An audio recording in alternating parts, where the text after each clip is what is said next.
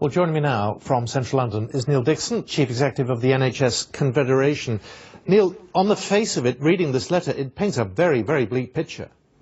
It is a very bleak picture. The reality is that in hospitals up and down the land, staff are struggling. Our members are finding it increasingly difficult to treat patients with dignity and to treat them safely. The levels of occupancy in hospitals is far too high, as we've just heard. There are too many patients languishing in corridors. There are thousands of patients sitting in the back of ambulances. And it's not just the hospitals. The hospitals, in a way, are the visible tip of the iceberg. The reality is that community and social care services are stretched and are not meeting demand, and GPs are at the end of their tether, mental health services likewise. So what you're seeing here is a symptom of a system that is basically gridlocked.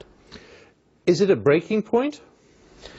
Well, it's always hard to know at what point you say. We have been arguing consistently with government and with the political class more generally that we need to have a proper look at the future funding of health and social care, not just the NHS, and that we need to look at that over the next 10 or 15 years. And that's why, just in the last day, we have launched a major study with the Institute for Fiscal Studies to look at the longer term funding of health and social care. That doesn't mean we need to do something in the immediate term, but we hope to produce that study by mid-year and then try and have a proper political debate. We'd love it for the government to step forward before then and say they're going to take this seriously and really drive this forward. But it has to come a moment when the political class recognise not just that we're in terrible trouble now, but that if we do not act, we will be in more trouble over the next 10 or 15 years, because the kind of problems that we're seeing now are going to get worse because demand is likely to increase.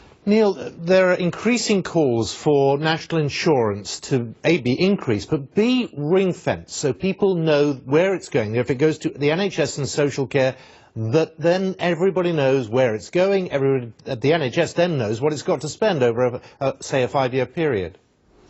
Well, that's certainly one mechanism.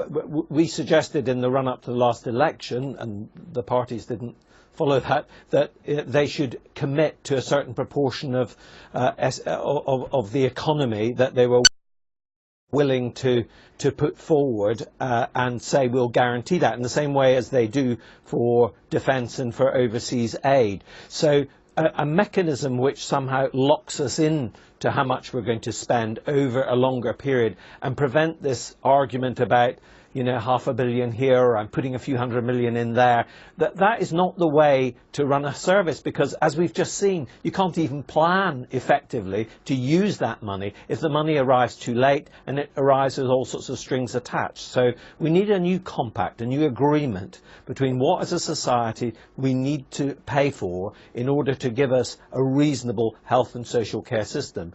And certainly our members at the front line at the moment are finding the bad end of this, which is that they are not able to provide the levels of care and treatment that they would like for their patients. Well, this letter from these 68 doctors rather backs up those who have for some time feared that people are dying because of this. The word crisis comes up, but I don't know what you would call it that we're going through at the moment. Well, I certainly would call it a crisis, and there's no doubt. Never mind people in corridors, which is obviously unsafe and not just undignified, but unsafe.